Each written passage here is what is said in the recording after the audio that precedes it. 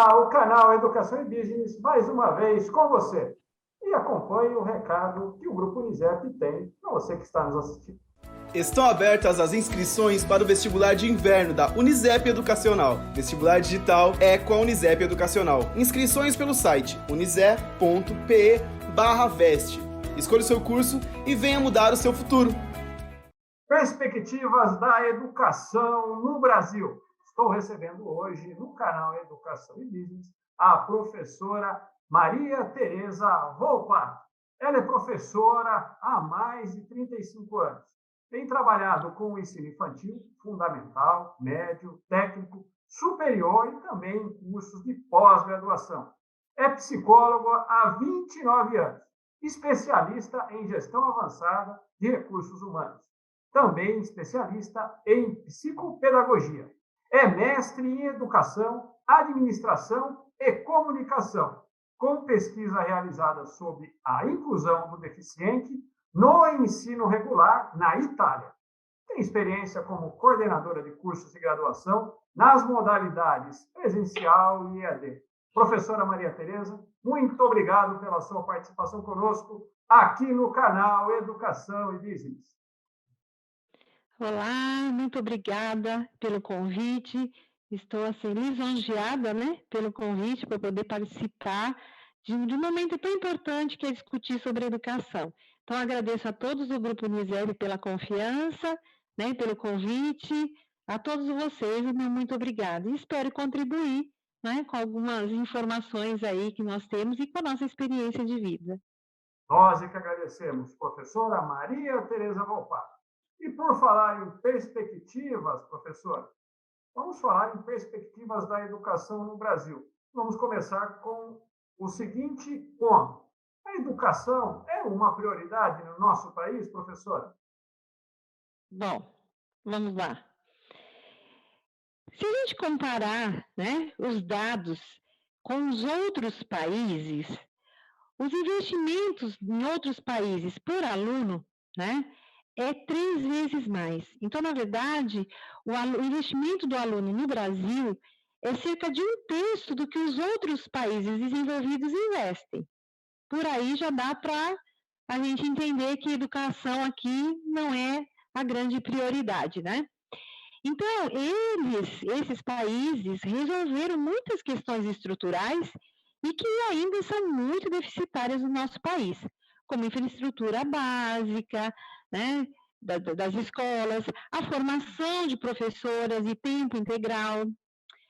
Há aqueles que dizem assim, o governo priorizou, esse governo priorizou a educação, e quando confrontado com os resultados ruins, justifica dizendo que está fazendo o máximo que pode, que a culpa é da falta de dinheiro dos professores, falta de dinheiro, problema é dos professores, o problema é da família, ou até mesmo que o problema é do próprio aluno, Aqueles que vão dizer que nós priorizamos a educação por ser uma unanimidade no discurso, nos discursos políticos, todo mundo, vamos trabalhar para a educação, minha prioridade é a educação. Então, põe isso como o mais importante para a reconstrução do país. E olha que abismo entre o que é dito e o que é feito. Então, nós precisamos priorizar na prática e não no discurso. Então, investir tempo, atenção, energia nesse processo no cotidiano.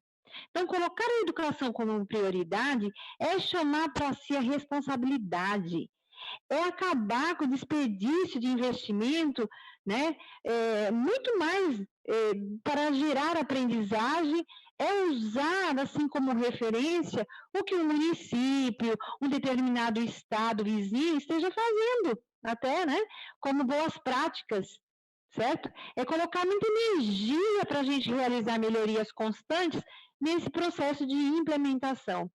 É garantir que essas ações realmente cheguem às escolas, o que ainda não chega. Então, sem que haja assim, um impacto positivo na sala de aula, as políticas públicas fracassam. Então, priorizar é o quê? É fazer as escolhas certas para cada tempo. Hoje, Hoje é tempo de investimento na primeira infância, nos professores, na gestão, e mais tempo dos alunos nas escolas, na estrutura escolar, né? Que tenha uma estrutura mais digna. Eu estou trabalhando numa escola pública e eu vejo a grande diferença, sabe? Então, é investir mais e melhor nesses alunos que também têm um menor poder aquisitivo, sabe? A gente vê um disparate entre escolas particulares e de escola pública. Então, é muito mais grave a nossa omissão hoje do que no passado. Por quê? Porque nós temos abundância assim, de diagnósticos e evidências que vão apontando caminhos mais eficazes e exemplos que melhorou dentro e fora do país até. Claro que a educação sozinha, né, ela não consegue resolver todos os problemas do Brasil, mas nunca nós vamos melhorar de verdade enquanto país, né, enquanto nação, enquanto não investirmos nela e nas pessoas. Um país é o que as suas pessoas são. Muito bem. Professora, diante de todas essas dificuldades, né, que ficam claras aí na sua fala, como é que você analisa hoje os resultados avaliativos da educação no Brasil através dos inúmeros instrumentos de avaliação que hoje existem? Bom, avaliar é algo que é fundamental em educação, né? É um processo com diversas etapas que vão permitir apontar, né, um determinado momento, a situação que esteja vivendo, o que pode ser feito para garantir uma melhor aprendizagem dos alunos. Então, o desenvolvimento desses instrumentos de medidas, né, como testes ou provas, né, como a gente sabe aí, ENAD, no curso superior, o SAEB, na educação básica, é essencial para um processo avaliativo. Por quê? Porque você vai captar informações para quê? Para a realidade educacional que se quer conhecer. Como é que está realmente a nossa educação? Né? Então, é a partir desses dados obtidos que a gente vai fazer o quê? Vai fazer um julgamento de valor. Por exemplo, se a nota obtida foi boa ou se não foi boa, né? Então, sobre o que está sendo o quê? Sobre o que está sendo analisado. Mas esse ciclo avaliativo não para por aí. Não pode ser só naquele momento. Ele deve indicar ações, sabe? Com o objetivo de aprimorar ou modificar essa realidade. Dessa forma, e sim, avaliar é mais do que medir, né? Então, o que a gente vê hoje são medidas. Então, sai com nota tal, sai no SAEB, então começa a ter um ranqueamento de escolas. E, na verdade, nós precisamos trabalhar o que é necessário. Então, essas avaliações, se nós avaliarmos apenas aquele número final, nós não estamos fazendo melhoria nenhuma, na minha opinião, sabe?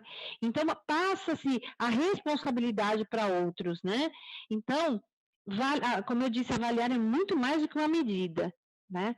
A avaliação, ela aponta o que deve ser feito. E, infelizmente, ao longo do tempo, né, esses dois conceitos, como avaliação e medida, estão sendo tratados como sinônimos. Enquanto a gente tiver isso, né, nós vamos ter problemas ainda.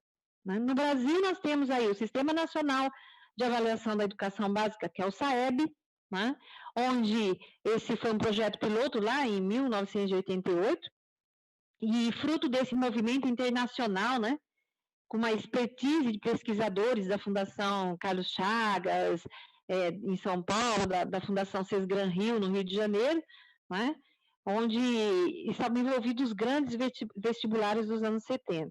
Então, o que a gente viu nos anos 80 é que as políticas neoliberais, elas pregavam de uma forma muito sucinta, né, a existência de um Estado mínimo, com a privatização, olha só, privatização progressiva dos serviços públicos. Além disso, esses agentes públicos passam a ser fortemente responsabilizados pelos serviços prestados à população.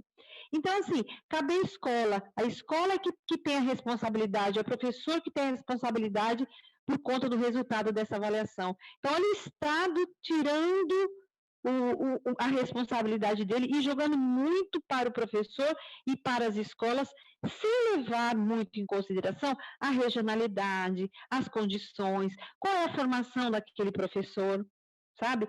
Então, o que nós temos visto hoje com essas avaliações é o número final, sabe? É nota 3, é nota 4, lá no ENAD, no SAEB, qual foi a meta, se atingiu, se não atingiu, mas esse número, analisado de forma fria, não vai nos levar a nada. Então, nós não estamos avaliando, nós estamos medindo. Agora, se você pega esses resultados e vai mais profundamente saber o porquê desses resultados e buscar as melhorias, aí sim é bacana. Aí sim nós vamos conseguir avaliar, sabe? Enquanto isso, nós estamos só em medidas. Eu vejo NNR, reunião de melhorias, isso, aquilo, dentro da educação básica, né? Participei muito dessa questão de ENAD, e aí eu vejo isso que todo mundo se preocupa com a nota, né? Passou aquele ciclo, o que acontece? A gente para. Depois vem o ciclo de novo de avaliação, a gente começa a trabalhar, sabe? Então, a avaliação ela tem que ser constante. Então, há uma cobrança dos bons resultados e da demanda, e cada um dos autores envolvidos assume a sua responsabilidade. O Estado tem que assumir, a escola, todos os atores, né, devem assumir a sua responsabilidade nessa avaliação. Então, para que a gente possa garantir essa responsabilização, porque é isso que se fala hoje, do resultado dessas avaliações educacionais, elas são utilizadas para, assim, de forma inapropriada. É assim que eu vejo. Então, todos relacionados ao desempenho dos alunos nos testes, determinar de forma muito centralizada os níveis a serem atingidos, né? Então, há uma preocupação das políticas educacionais, né? Que deixa de ser com o aprendizado, sabe? Vai mudando o foco para o desempenho dos alunos nos testes. Muitos acabaram, eu já vivi isso dentro de universidades, preparando o aluno para o ENAD, por exemplo, dentro do ensino superior. Vamos fazer a prova muito parecida aquilo com que é o ENAD, ou fazendo muitos simulados, sabe? Então, vamos preparar, porque essa turma vai passar pelo ENAD, nós precisamos no mínimo 3. Sabe? Então, esse é o grande problema. Por quê? Porque vai apontando o quê? Vai ranqueando as escolas, na verdade, né? Ao invés de apontar a qualidade do ensino. Eu tenho as minhas ressalvas com relação a essa avaliação da forma como esses resultados são utilizados, sabe? É assim que eu vejo. Então, o ranqueamento passa a ser uma obsessão, sabe? Tem que estar aqui, tem que estar ali em primeiro lugar, aí leva os governos a utilizar os testes avaliativos, assim, de uma forma muito indiscriminada. Então, assim, ao invés de você, vou te contar um exemplo. Dentro da escola pública, aquela escola conseguiu aquela meta, o professor recebe bônus. Gente, coloca isso no salário do professor, né? No dia a dia. Ah, não, se você conseguir a meta, você recebe bônus, senão não. Então, gente, coloca no salário, melhora o salário desse professor, desse profissional, né? As condições dessa escola, do que você pegar e cobrar isso, né, o resultado final dessa avaliação. Isso é chamar, o Estado está jogando essa responsabilidade para os professores e para a escola. É isso que está acontecendo e é isso que provavelmente vem acontecer no futuro também. Professora, dentro de todas essas situações, bastante complexas do ponto de vista do desenvolvimento da educação, como que você vê a atuação do Plano Nacional da Educação vigente aí para ajudar a sanar todos esses aspectos, ou pelo menos uma parte de todos esses aspectos relatados? Será possível, através do PNE, melhorar, pelo menos, algumas dessas condições?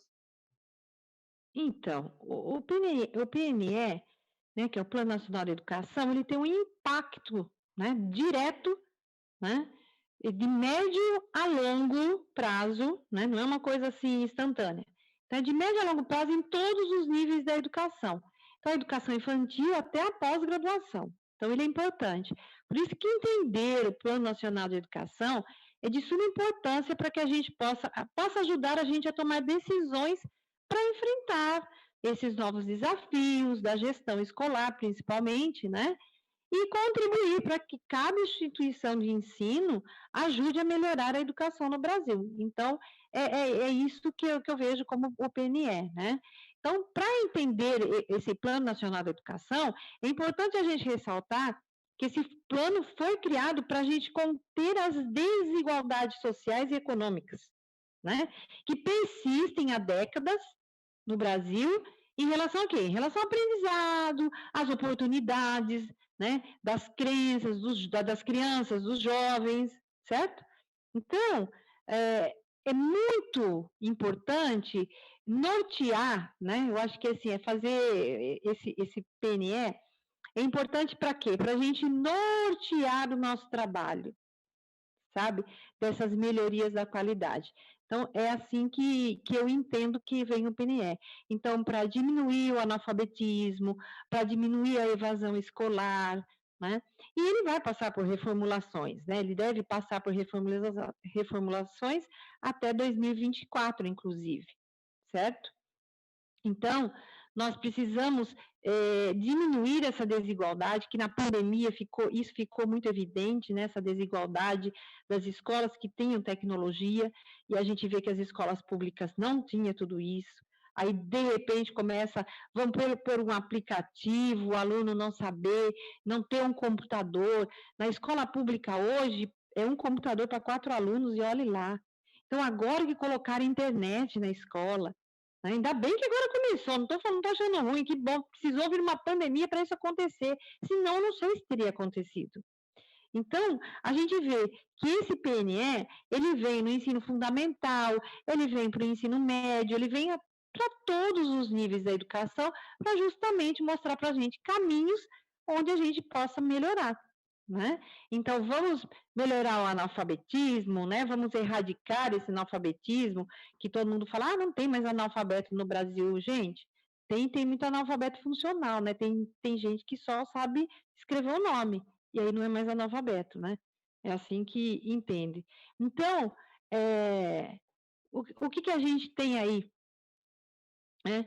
Que, na verdade, ele tem várias metas, esse Plano Nacional de Educação, né? Ele define né, uma série de metas aí, anualmente, e pelo menos 10% do PIB deve ser investido em educação pública a partir de 2024, o que representa aí cerca de 50 bilhões de reais. Né? Aí a gente olha na prática e a gente vê um governo retirando o dinheiro da educação. E aí eu não vou estar contando também o da saúde, né? Então, até quando? Então, nós temos, eu vejo assim, o Brasil tem leis, tem projetos maravilhosos, nós precisamos colocar isso em prática, né? O dia que for levado a sério e colocarmos isso em prática, nós conseguiremos estar, né, conseguindo aí estar um pouco mais acima do que a gente está hoje, que está uma vergonha. Professora, existe uma preocupação, né, daqueles que militam na área da educação crescente agora em relação ao resultado dessa pandemia no que diz respeito à evasão escolar. A professora comentou aí sobre a questão da evasão escolar. A pergunta ela tem dois viés, né, dois caminhos. Primeiro, como que nós estamos tratando, enquanto educação, a questão da evasão escolar, considerando pré-pandemia, e como que será tratado isso agora com o retorno às aulas, enfim, no que eu já quero considerar aí com boas energias como um pós-pandemia? Bom, primeiro que a evasão escolar ela aumentou muito, né, nessa pandemia, devido a não acesso às desigualdades, não acesso às tecnologias de muitos, né, principalmente aí, eu posso dizer, da escola pública, tá? Então, o que a gente tem que fazer? Nós temos que mapear os pontos fracos da escola, né? Então, para começar, é essencial que a gente veja o departamento financeiro consiga conversar com o departamento pedagógico da escola e se unam para mapear o que precisa ser feito, o que precisa ser melhorado, né? A infraestrutura física, será que está deixando a desejar? Em muitas escolas, gente, em muitas escolas públicas, tem gente que fala aí na rede social coisa que não sabe da realidade. Tem escola pública que não tem condições de você fazer esse distanciamento.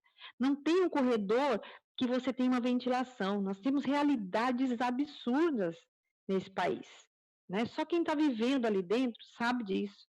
Então, nós temos que mapear isso. O corpo docente, será que ele precisa de capacitação? É urgente? Não é urgente? Nós precisamos incorporar a tecnologia na sala de aula? Como eu disse, precisou vir uma pandemia para a gente ter internet na sala de aula no ensino público. Desculpa aqui o meu aparato aqui, viu, gente? Então, assim, e ainda é muito pouco, porque o que se utiliza, o mega que se utiliza para uma escola inteira é o que eu uso na minha casa, sabe? E aí se faz toda uma propaganda em cima disso. Então, nós temos que avançar muito. Os materiais estão chegando? Estão. Eu vou contar uma realidade que eu fiquei feliz da vida. Cheguei na sala de aula, tinha lousa, um quadro branco, né? E eu fiquei toda feliz. Cadê a caneta? Professor, compre sua caneta, porque a tinta acabou, se acabar a tinta, não tem mais. Então, de que adianta você pôr um quadro branco e não dar a caneta para o professor escrever, sabe? E é isso que está acontecendo, essa é a realidade da escola pública hoje, né? E o aluno, com essa situação toda, né, da pandemia, para você colocar, para você fazer com que esse aluno ficasse, que ele fizesse, realizasse as atividades, olha, é implorar, é mendigar, muitas vezes, para esse aluno. Por quê? Aí eu vou colocar a situação da escola pública, o próprio secretário da educação, ninguém fica para trás. Então o aluno sabe que ele não vai ser reprovado. Ele ele não vai ser reprovado, né? E aí nós precisamos também reavaliar a nossa metodologia, sabe? Antes, na pandemia, pós-pandemia, né? Então, assim, ver a nossa proposta pedagógica, será que ela é mais adequada? Ela está adequada? Não. Então, os gestores pedagógicos, eles devem avaliar a eficácia do método de ensino que eles estão utilizando, né? O que os alunos têm a dizer sobre, por exemplo, sobre o currículo da escola? As aulas, as atividades, elas estão agregando conhecimento? Ou é só mais para cumprir protocolo, sabe? Para cumprir com a nossa obrigação. Nós precisamos que as atividades despertem interesse e curiosidade nesses alunos. Se a aprendizagem não for significativa, o aluno vai se desinteressando. Para quê? Eu não quero, não gosto. Eu sei que é difícil a gente agradar a todos, mas a gente tem que criar muitas coisas. Nós falamos hoje de inteligências múltiplas, não é? Então, como é que você vai falar só em exposição? Tem aluno que consegue ter aquele conteúdo só ouvindo. Outro, ele precisa que você exponha. Então, o professor, ele precisa de todas essas, né, utilizar de várias metodologias para poder chegar nesse aluno. Então, eu digo que não é uma profissão fácil, é uma profissão que a gente se reinventa o tempo todo, né? Então, é preciso ouvir esse corpo de estudantes, buscar maneiras da gente tornar as matérias aí mais atraentes, para a gente garantir aí os estudantes que possam se relacionar melhor com isso, né? Empregar a tecnologia também como um trampolim para esse aprendizado. Muitos foram avessos, né? A educação à distância, a online. Não, imagina, onde já se viu, vai tirar o papel do professor. Não é, precisa muito. O professor trabalha até muito mais, né? Online do que dentro da sala de aula até. Mas hoje, olha, a tecnologia que veio nessa pandemia, ela veio para ficar. Então, não adianta o professor ser averso, sabe? Ter aversão a isso, ele vai ter que se encaixar, né? E ele vai ter que continuar utilizando isso, nessa coisa do ensino híbrido, né? Que nós falamos, a distância, presencial, o híbrido. Então, é um tal do classroom, é criar jogos que possa trazer esses alunos, sabe? Então, eu passei por toda essa aprendizagem, eu não tinha essa expertise, mas eu tive que aprender, se eu quisesse continuar e que meu aluno continuasse. Uma outra questão é também investir, como eu disse em você, nessa capacitação docente. Eu fiz várias para poder fazer jogos, aprender Classroom, aprender tantas outras aí para poder ter meus alunos ali, né? Outra questão é a realização de projetos interdisciplinares, sabe? Algo que estimule o estudante a não, assim, a não ter uma compreensão, a ter uma compreensão desse todo, de várias formas. Então, que as disciplinas possam se conversar. Então, os projetos interdisciplinares também é uma boa, porque aquele é um talentoso em matemática, outro em português. Nesses projetos interdisciplinares, vamos usando, né, esses trabalhos em equipes, usando os alunos trabalhando em duplas. Então, o aluno vai percebendo uma conexão real, né, entre o aprender e o contexto no qual ele vive. Porque também não adianta ficar falando, desculpa aí, de equação, não sei das quantas, segundo grau, e não trazer isso. O que eu vou fazer com isso na minha realidade? Hoje o aluno precisa saber disso. Ele não é mais aquele aluno passivo. Tipo assim, olha, o que eu vou fazer com isso? Para que isso me serve? Eu tenho que colocar algumas coisas o que isso me leva na prática, né? Outra questão, e aí eu volto para qualquer escola, tá? É a redução do número de alunos por classe. Não dá. Não tem condições de você ter 50 alunos numa sala de aula e querer que você veja as individualidades, né? Você lota as salas, aí você tem um lucro maior e um baixo aproveitamento do conteúdo. É diferente você dar aula para uma classe menor do que para uma classe com 50 alunos, como a gente vê nas escolas públicas. Eu tenho classes com 47, sabe? É mais difícil. É muito difícil. Então, quanto mais alunos, mais difícil você mensurar os resultados para você perceber essas dificuldades. Outra coisa é você controlar a frequência, sim. Tem que controlar a frequência do aluno, né? A gente vai ter que... tem alguns que já são informatizados, né? Em alguns lugares. E precisa trazer essa família também sobre a responsabilidade dela, principalmente na educação básica, né? Então, assim, a responsabilidade dos pais perante os filhos, e não jogar só para os filhos. Eu fiz uma reunião de pais com uma escola aí, né, com participação especial, e eu falei muito disso, porque está na Constituição, né? A escola cabe o ensino, os pais cabe a educação. Então, assim, os pais têm um papel muito importante. Ah, mas ele está na universidade. Muitas vezes ele precisa da família ali também, sabe? Não é só no ensino básico, não. Então, para a evasão escolar, nós precisamos de toda a equipe juntos. E precisamos nos reavaliar.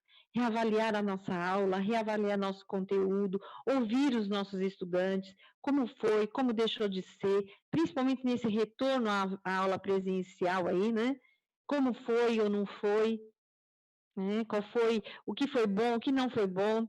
Eu fiz essa avaliação com os meus alunos, que o ano passado inteiro ficamos remoto, e eu usei as minhas estratégias, né? Todas que estavam ao meu alcance. E esse ano, ao encontrá-los, eu pude conversar. Vamos avaliar como foram as aulas que eu trabalhei com vocês. Vocês acharam que foi bom, não foi? Então, ouvir esse aluno, sabe? Ele se sente protagonista, ele se sente importante, e a gente tem que fazer essa melhoria constante. Não é porque eu sou a professora que eu sei tudo e só vou lá, exponho, coloco meu conhecimento, pronto, acabou. Não, não. E a tecnologia veio para ficar. Não vai sair, não vai acabar a pandemia e nós vamos largar a tecnologia. Ela veio para ficar. Então, o professor tem que ter capacitação e nós vamos ter que nos conversar mais, né? Muito mais com os nossos alunos para a gente poder evitar isso. Professor, Porque... Oi? com relação a... Me desculpe até te interromper, mas uma questão importante dentro de todo esse cenário, né? A gente pensa sempre na educação dentro de um caráter de modernização, né, de mudança, de transformação, para que, inclusive, a educação acompanhe a mudança comportamental e cultural da sociedade em geral. Hoje nós temos uma sociedade muito diferente da de alguns anos atrás. A nossa geração é uma geração muito diferente da geração atual ou das gerações atuais, por conta de uma série de fatores, né? Inclusive questões aí associadas à tecnologia e outros pontos mais. Bom, dentro desse aspecto da mudança, como é que você analisa a questão do novo ensino médio para a educação brasileira? É mais uma das coisas que não andarão a contento na sua visão, ou as perspectivas são boas sobre esse aspecto? Bom, vamos lá. É o que vem se discutindo, né? Hoje mesmo eu recebi coisas aí para a gente poder implantar isso no ano que vem, que veio com tudo, né? Essa questão do novo ensino médio. Acho que tem os dois lados da coisa aí, sabe?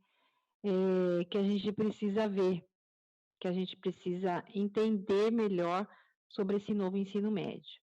Então, assim, para alguns, a gente vê como um acesso a esse aluno, a esse novo aluno, para para que ele possa sentir que seja mais significativo. E acho interessante, sabe? Eu não sou avessa a novidades, não, sabe?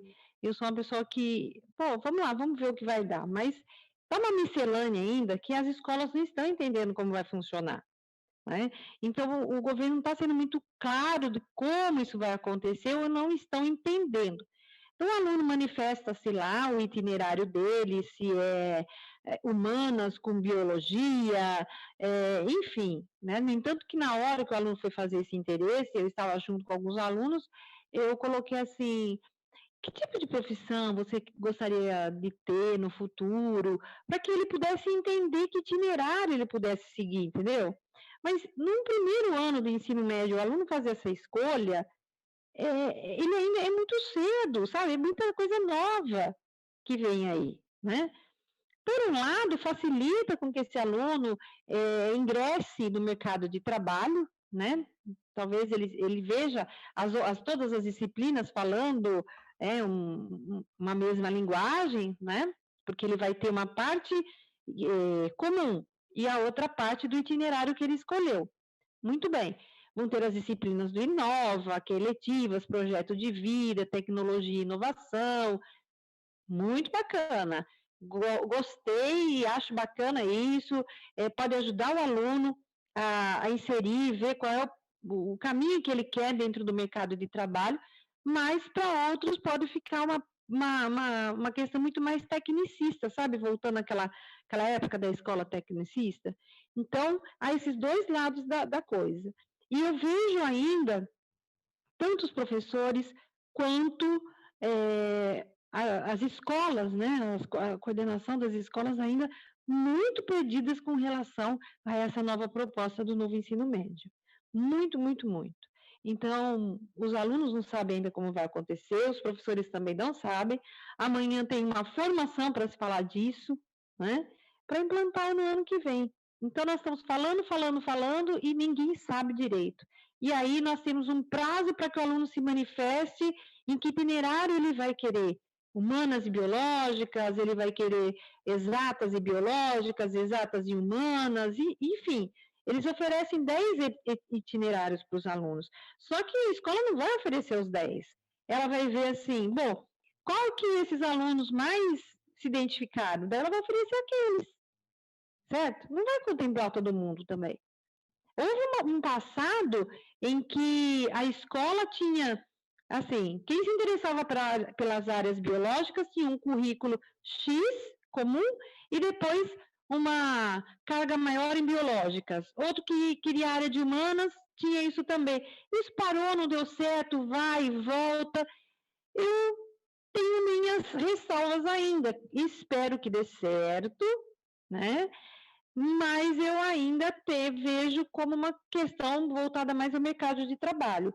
É interessante porque muitos alunos acabam não indo, nem entrando, nem seguindo os estudos. Por um lado é interessante, por um outro lado a gente pode ter uma precarização aí e se tornar mais tecnicista. E aí nós temos o vestibular exigindo uma série de outras coisas. Então, eu vejo ainda com ressalvas. Talvez eu precise ver isso na prática, estudar mais ainda para entender, porque o cenário que eu vejo dentro das escolas que eu trabalho, e não é uma, não é duas, são várias, é uma confusão ainda de como isso vai acontecer. E os professores preocupados, que vão perder aula. Né?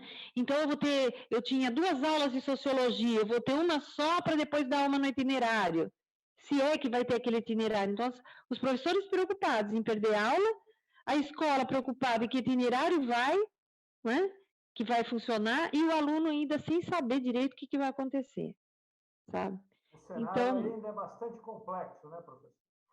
Sobre esse muito, muito, aspecto. muito. Então, assim, vamos ter que ver na prática para ver como vai funcionar. Porque é assim que acontece, né? Fala, fala, fala, fala, mas chega na hora.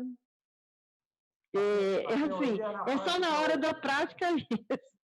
Professora, nós estamos chegando quase no limiar aqui desse nosso bate-papo.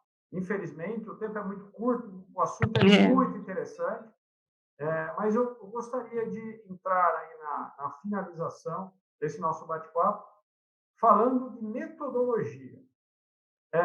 Nós temos hoje, como eu estava comentando agora há pouco, uma geração muito diferente. A maneira com que o jovem hoje, a criança, o adolescente buscam o aprendizado é diferente. Há, claro, a necessidade da adaptação da educação seguindo essa linha de necessidade, essa demanda que os próprios alunos acabam naturalmente, por questão de comportamento pessoal, colocando para a educação. O que de metodologia hoje melhor funciona, professor?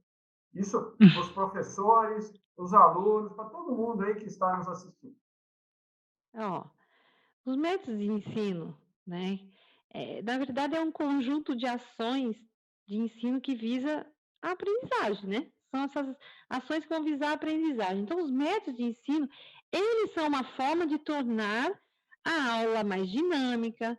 Então, o educador, ele deve conhecer as metodologias de ensino para ele promover as experiências diversas, né? E dar oportunidades de aprendizado para todos esses alunos, certo? É difícil, mas assim, eu não ficar somente na minha exposição, né? A aula expositiva, ela faz parte? Ela sempre vai fazer parte, mas eu posso, além disso, utilizar das metodologias ativas, né? Aprendizagem baseada em projetos, aprendizagem em equipes, né? Levar em conta essas inteligências múltiplas dos nossos alunos, sabe? Então, a fazer a aula invertida, né? Fazer com que o aluno traga as questões sobre aquele assunto e a gente responda, e não fica só na exposição do professor. Então, a gente juntar várias, né? Ao preparar a minha aula, eu não pensar naquele mesmo jeito de dar aula, sabe? Então, é uma realidade a tecnologia, o celular, ele tem que virar agora o nosso companheiro. Depois dessa pandemia, então, acabou aquela história de proibir o celular na sala de aula. Ele vai ter que ser um instrumento que o professor vai ter que saber lidar com isso e com o aluno, né? Porque nós pensamos que os nossos alunos sabem utilizar as tecnologias. Na verdade, eles sabem utilizar rede social, WhatsApp, Facebook, mas essas outras tecnologias, realmente, o aluno não sabe tudo isso, não. Então, cabe a nós, né, levarmos isso para a sala de aula. Então, levar atividades especiais, né, nos quais a gente pode complementar os métodos de ensino. Então, assim, professor, ao elaborar a sua aula, veja aquele tema e veja assim, conhece sua turma, como que eu posso trabalhar melhor? Para que a gente não fica previsível, sabe? Eu via uns alunos, eu era coordenadora de uma escola, eu vi um aluno me diz, uma classe dizer assim, agora vem o professor do retroprojetor. Eu falei, o quê? Esse professor, ele põe transparência no retroprojetor e toda aula é assim. Então, é previsível, né? Não se coloca novas metodologias. Então, como é que você quer que o aluno preste atenção na sua aula? Então, nós vamos ter que nos esforçar mais. Não dá, o aluno não vai ficar 50 minutos ali ou 45 ouvindo você falar. Ele vai ter que ter uma participação, fazer o aluno participar. Coloca perguntas. Rubem Alves falava assim, olha, você quer fazer o aluno aprender? Faça perguntas a ele. Né? Então, existem várias formas, várias metodologias aí em que a gente pode fazer uso, e não sempre a mesma, senão a gente vai ficar previsível. É que nem o professor que chega lá, só o reto, né, tem lá o projetor, põe os slides e fica lá, né? por estudos de caso, situações de problemas, sabe? Coloca uma situação de a turma possa se mexer, fazer discussão, né? E isso a gente aprende muito mais até, né? Nessa discussão, nessas conversas, na opinião. Então, acredito que é por aí, sabe? Essas metodologias. Eu não posso dizer, ó, essa dá mais certo. Dependendo do tema, eu tenho que expor. A exposição, ela faz parte, mas que não seja somente essa, tá? Muito bem. Professora Maria Tereza Volpato, no canal Educação e Business. Professora, eu gostaria de ficar aqui, até como professor também sou, gostaria de ficar aqui por muito mais tempo, tratando desse importante assunto aí com você, mas infelizmente nosso tempo é limitado. Eu gostaria de agradecer demais a sua participação aqui conosco. Eu quero agradecer novamente, né, pela paciência, né, e por tudo aí que, mais uma vez, pelo convite que vocês me fizeram, por acreditar aí no meu trabalho e, né, e saber que a gente pode contribuir de alguma forma. Como eu disse, eu estudei fora do país, né, vi uma outra realidade fora, voltei para o Brasil, isso já faz mais de 20 anos. Quando eu voltei para o Brasil, eu falei, bom, agora eu vou arrebentar, né? Eu vou lá, eu vou fazer e acontecer. E, na verdade, eu chorei muito, porque eu não consegui fazer, não conseguia fazer aquilo, e até hoje eu não vejo tudo isso concretizado, principalmente porque era sobre inclusão de deficientes, né? Então, a gente tem que pôr o pé no chão e começar devagar. Então, o que eu deixo o meu recado final aqui é assim, olha, todo dia nós recebemos pedras. O que você fará com elas? Muros ou pontes? As pontes nos levam a algum lugar, os muros nos prendem. Professores, peguem suas pedras e façam pontes que nós vamos chegar a algum lugar, tá? Não se prenda nos muros, não, ok? Fica aí a minha mensagem final. Muito obrigado pela sua participação conosco. Sabe as palavras. E você aí que está nos assistindo, construa uma ponte de sucesso para o seu futuro. Venha estudar em uma das unidades do Grupo Unisep. Certamente você vai transformar o seu futuro. E olha, vamos nos cuidar de todos. Uma ótima semana e até o nosso próximo bate-papo. Ele será muito em breve.